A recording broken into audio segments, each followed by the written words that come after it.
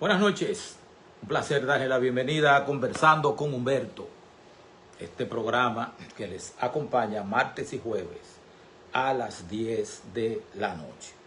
Cuando todas las estrellas se han acostado, pues nosotros venimos con Conversando con Humberto. Si me permiten, déjenme tener una breve palabra de oración. Eterno Dios y Padre, gracias por la bendición de poder conversar con los amigos acerca del tema que estamos tratando desde la semana pasada y hasta la semana próxima, que es el don profético. Bendícenos con la presencia del Espíritu Santo y perdóname, Señor, que soy pecador. Ayúdame a vencer completamente el pecado. En el nombre y por los méritos de Jesucristo, tu Hijo. Amén. Bien, Norma Mar, muy bienvenida. Bernabé Lundi, bienvenido. Bienvenido, sí. El espacio que nos dejan, Bernabé Lundi. Bendecida noche, Norma. Muy bendecida noche.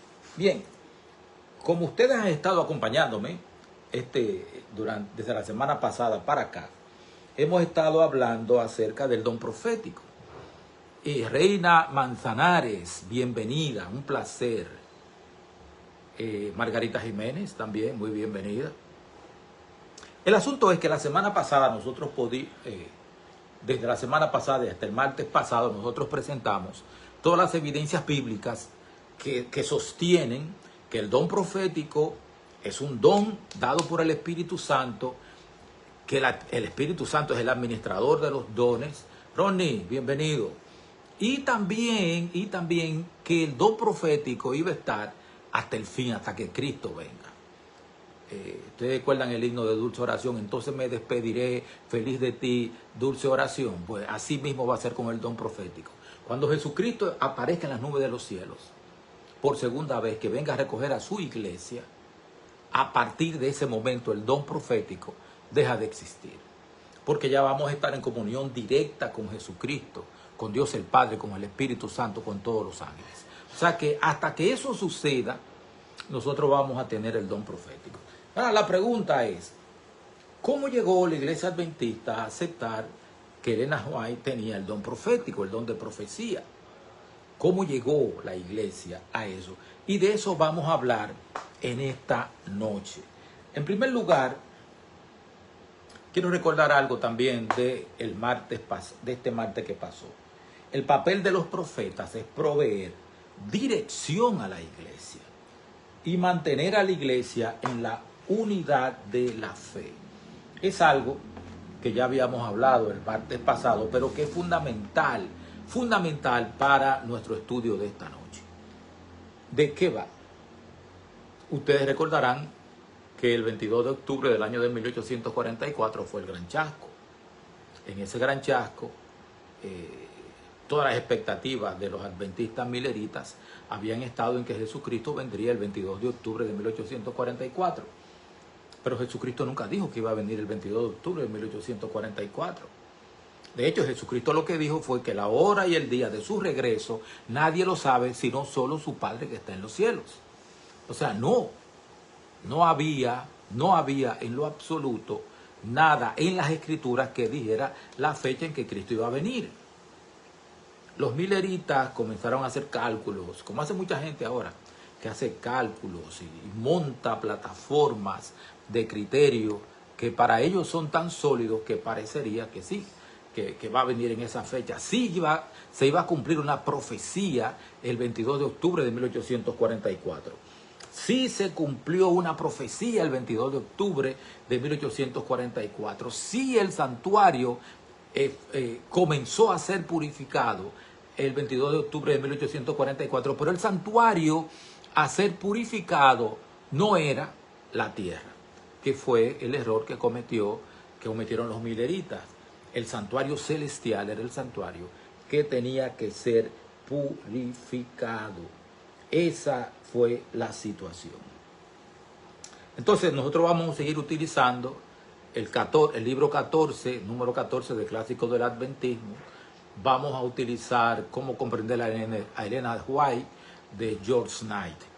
Así que comenzamos. Elena Harmon recibió su primera visión 2 meses después del gran chasco del 22 de octubre de 1844. ¿En qué consistió esa visión? Esa visión consistió en que ella entró en visión y estaba buscando el pueblo de Dios. Y miraba y no lo veía en ninguna parte, miraba la tierra, miraba todo, no lo veía. Entonces una voz le dijo, mira más arriba. Y ella miró más arriba. Al mirar más arriba, ella se encontró con el pueblo de Dios que iba caminando en una cuesta ascendente, un camino bien estrecho, ascendente, y que allá, al fondo, al final del camino, estaba Jesucristo y estaba la Santa Ciudad. Por ahí iba el verdadero pueblo de Dios, iba caminando. El camino era difícil, los que quitaban la vista del objetivo que es Jesucristo, tropezaban y se caían a los precipicios que quedaban a los lados. Esa fue la primera visión que está en el libro Primeros Escritos. ¿Qué pasa? ¿Por qué esa visión en esa oportunidad? Porque los adventistas estaban dispersos, los adventistas mileritas estaban muy dispersos. Ya lo he conversado antes en este espacio, y es que los adventistas quedaron divididos en varios grupos. Los adventistas mileritas, los de la puerta abierta, los que decían que no había pasado absolutamente nada, los que decían que había que volver a predicar, seguir predicando y fijando fecha. Y luego estaba el más pequeño de esos grupos, que era el de los que decían que la puerta de la gracia se había cerrado, lo de la puerta cerrada, y que también decían que solamente se le podía predicar a aquellos adventistas mileritas que quedaban dispersos por ahí. Así que el mensaje de Elena llegó en un momento crucial para la naciente iglesia, que todavía no era iglesia. Eran 2 o 3 miembros esparcidos, José Bates, Jaime White, Elena White y otros muchos. Eran pocos los adventistas. Recuerden que para 1863, cuando se organiza la conferencia general, apenas habían 3.500 miembros en la iglesia adventista del séptimo día. Eso era lo que había. O sea que para diciembre de 1844 el número era infinitamente menor, era mucho menor que los 3.500. Así que los adventistas que habían quedado el 23 de octubre estaban tristes, desesperados, descolocados, decepcionados, todo lo que usted le quiera poner, necesitaban conducción. No todos estaban descolocados y decepcionados. Hubieron 3 que se pusieron a orar. Ellos se llamaban Irán Edson. Yo estuve en el granero de Irán Edson. Gracias a Dios por esa oportunidad. O.R.L. Crozier y el doctor F.B. Ham.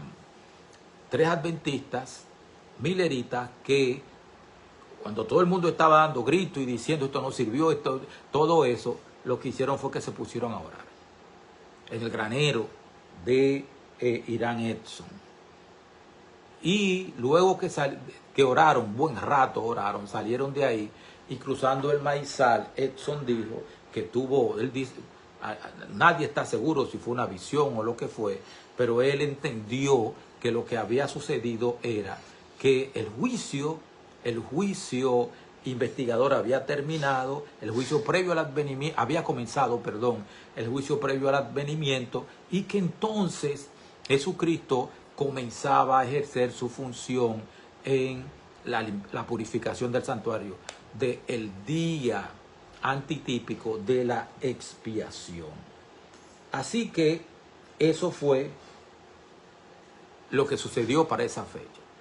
2 meses después, estaba Elena White, aquí lo tengo por favor, estaba Elena White orando en la casa de una familia, y entonces ahí tuvo su primera visión que fue fundamental para los adventistas mileritas, observadores del sábado.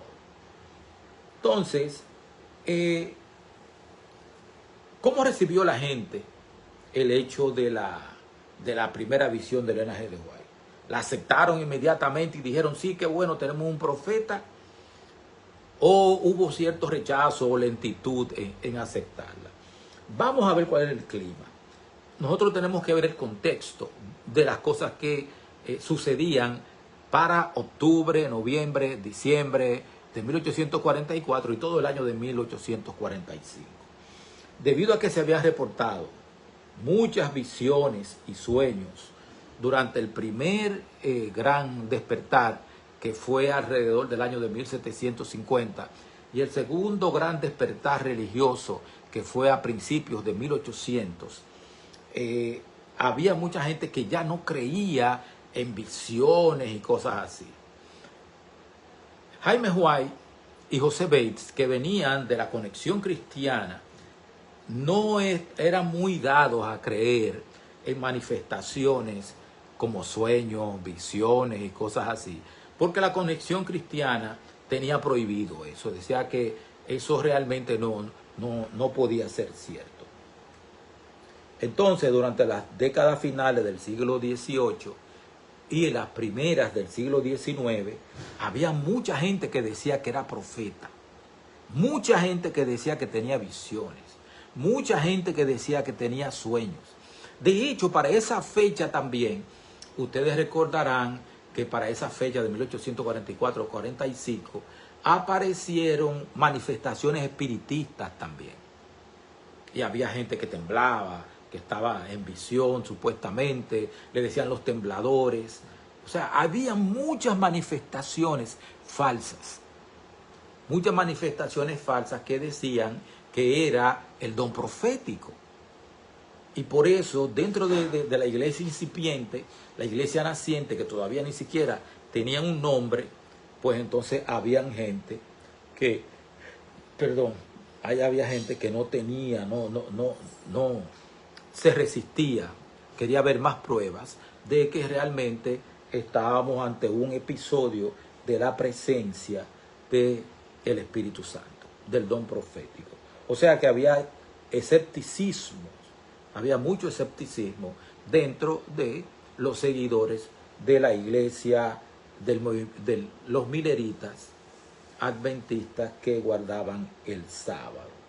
Entonces, nos dice en el libro que estoy leyendo y que estoy compartiendo con ustedes también, Clásicos del Adventismo, el don profético, en la página 324, que tras el gran chasco, los observadores del sábado que salieron del movimiento milerita de buena gana aceptaron sus visiones iniciales como genuinas y comenzaron a defender lo que creían que era una auténtica manifestación del don de profecía bíblico.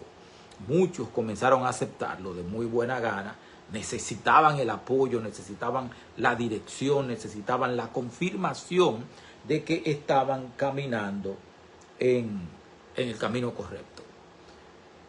Yo recuerdo que José Bates tenía, lo leí también en el libro de George Knight, Entendiendo a Elena G. de White, que él decía que él, aunque había visto a Elena en visión, él no creía mucho en eso. Recuérdense que acabo de decirle que venía de la conexión cristiana. Sin embargo, un día, en una visión, Elena G. de White comenzó a hablar, y estaba hablando de constelaciones y asuntos marinos, de navegación marina, de navegación naval, que José Bates estaba consciente de que Elena no conocía nada de eso, absolutamente nada de eso. Y él escuchó hablar de cartografía, de astros, de todo esa jerga que manejan los marinos. Y entonces él decidió investigar y ella no sabía nada, después que despertó de la visión, no sabía nada, pero había hablado de cosas que José Bates, que había sido capitán de barco, que había vivido en New Bedford, había vivido él, entonces, creo que murió en New Bedford también, entonces él dijo, no, esto no es charlatanería. Esto realmente es el don profético que está operando en esta jovencita. Ya para 1845, los adventistas mileritas, observadores del sábado, comenzaron a establecer un patrón para defender que el don profético operaba en Helena Harmon. Para 1840, ella se casó en el 46. O sea que para el 45 ellos comenzaron a establecer eso. ¿Cuáles eran los métodos de defensa? Pero antes de decir eso, voy a decirles lo siguiente. El propósito de defender las visiones de Elena White tenía dos objetivos. El primero, establecer la autoridad bíblica del don profético que operaba en Elena White, que es lo que hicimos nosotros la semana pasada y el martes. El martes de la semana pasada y este martes hicimos eso. Y en segundo, separar completamente los que se consideraban falsos profetas, espiritualizantes y otros elementos fanáticos que existían en abundancia, separarlos de lo que era Elena G. de White. O sea, Elena G. de White no es nada ni espiritualizante, ni falso profeta, ni nada por el estilo. O sea, el don profético que operaba en Elena era diferente al de los falsos profetas, los espiritualizantes, los medium y todas esas cosas.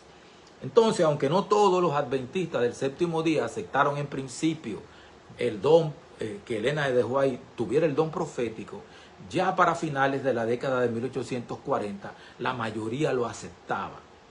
Lo aceptaba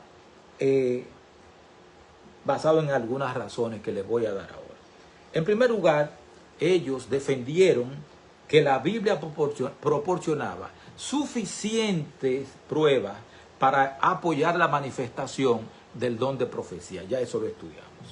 Las visiones de Elena en la década de 1840, estaban relacionadas con el escatón o con los eventos de los últimos días, en contra de la creencia cristiana general de que el don profético había terminado con Juan el Evangelista, que no terminó con Juan el Evangelista, y defendieron que los dones, incluyendo el profético, habían de continuar hasta el fin de la historia, hasta que Cristo viniera.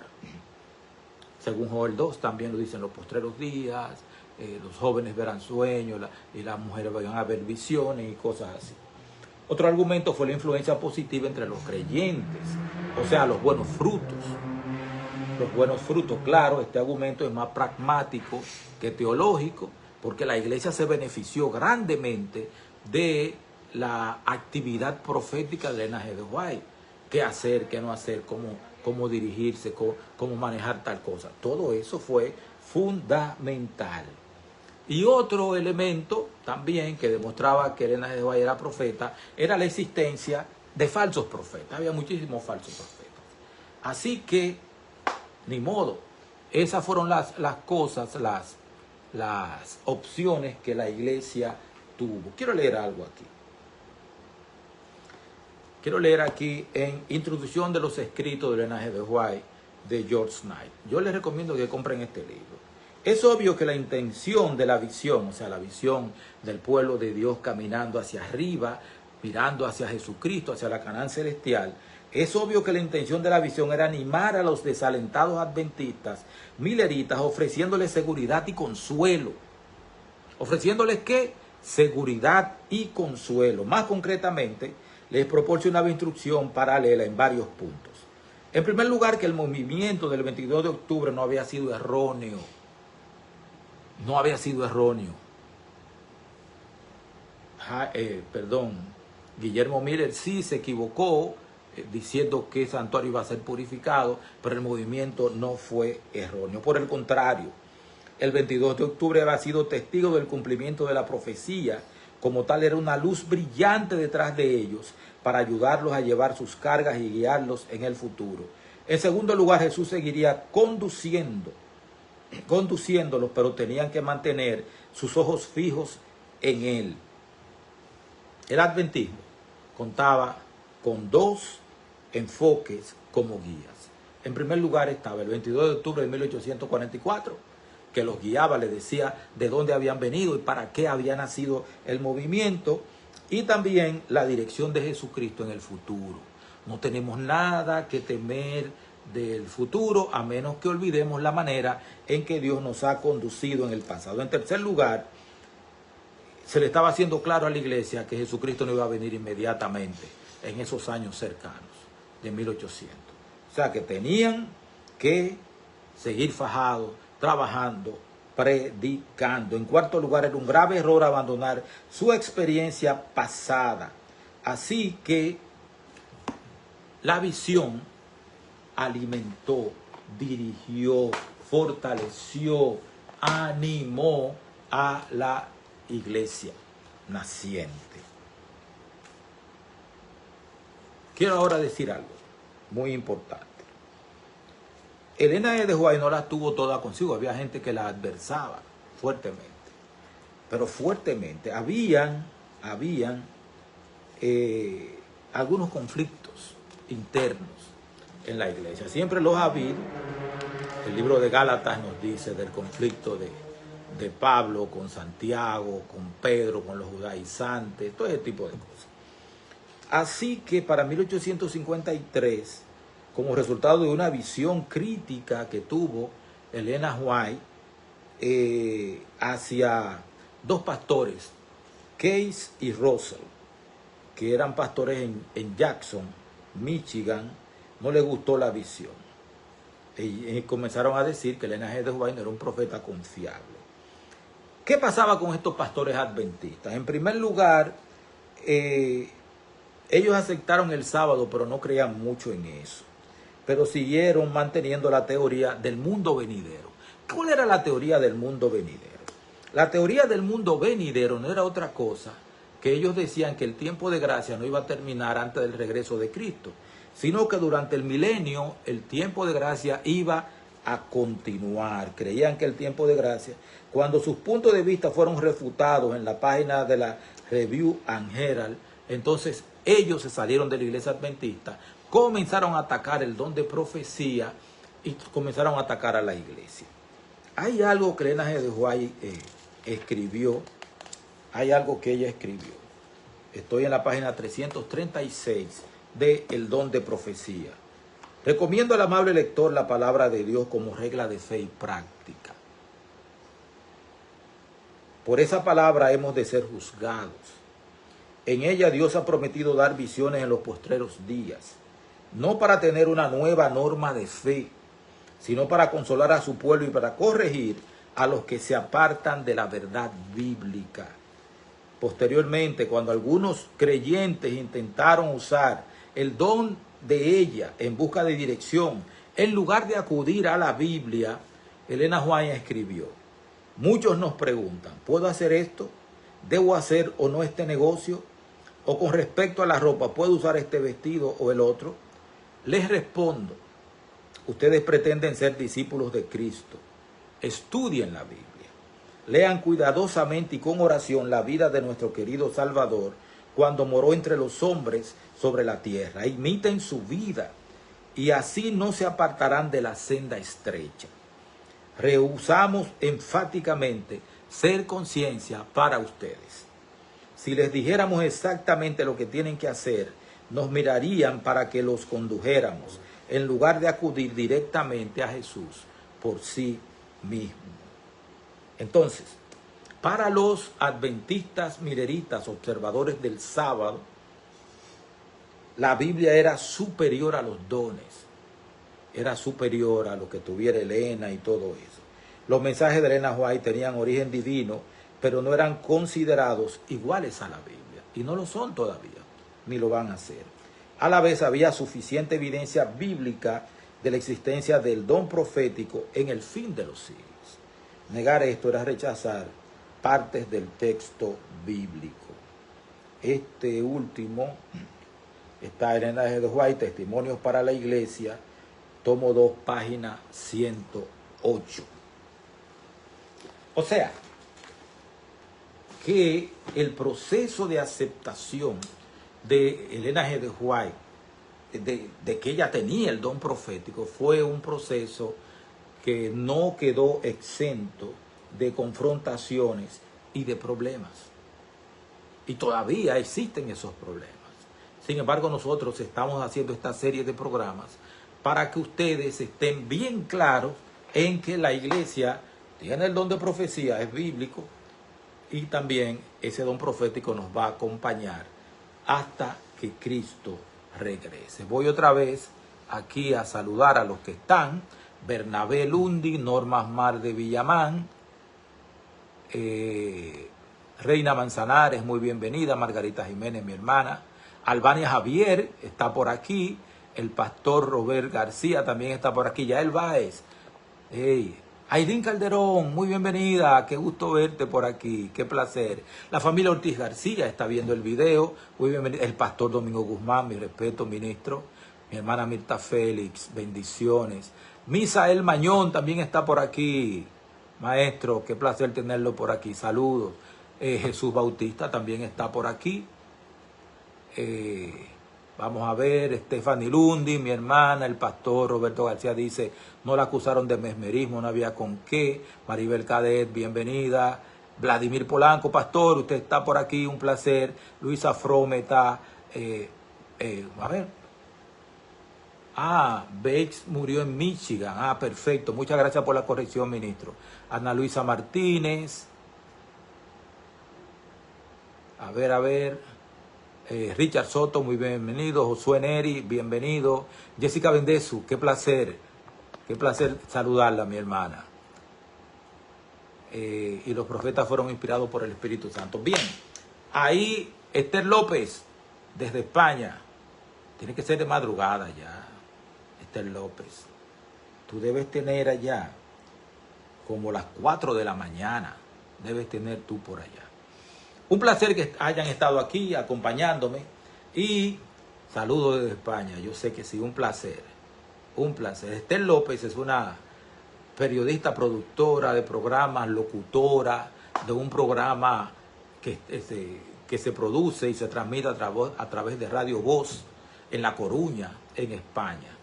Y es dirigente de la Iglesia Adventista allá en España. Para mí es un placer inmenso que alguien de tanta experiencia y capacidad también esté por aquí. No es que ustedes no la tengan también, pero Esther está tan lejos, que las 4:26, que para mí es un honor que ella se moleste en estar a esta hora acompañándonos.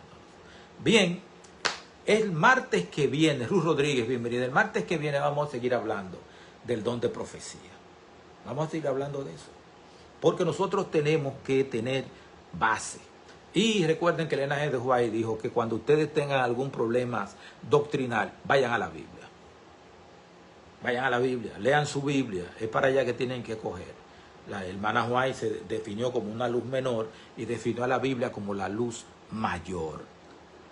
Así que, si me permiten, vamos a orar para terminar. Muchas gracias, Esther. Señor y Dios, muchas gracias por este breve espacio, que los hermanos hayan podido entender, asimilar, interiorizar lo que estamos diciendo. Gracias por la Iglesia Adventista, gracias por el don de profecía. Bendícenos ahora y siempre, en el nombre de Jesús. Amén. Que Dios les bendiga, pasen buenas noches.